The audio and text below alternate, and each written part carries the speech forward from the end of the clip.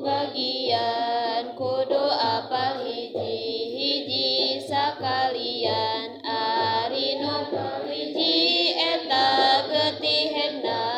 getih anu bijil dina waktuna anu ku ulama diterangkeunana saeutik lobana nya kitu galibna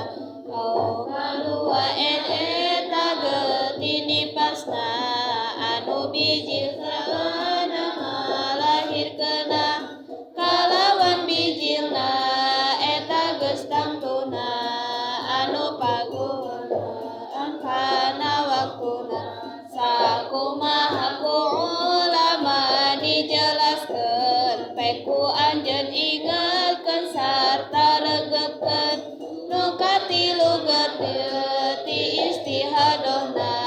nyaeta lain getih hejeng nipasna anu kaluar lian dina waktuna eujeuh nya kitu tante aku sarana sabab istihadoh ketikanya kita peku baran konsultasi medisna nyaeta getih istihadoh bijilna salat jeung puasa dimenangkeunana jeung nya kitu eta da anu sejena eta enggeus tangtu kudu dirata lamun eureun ngamasuk kana salatna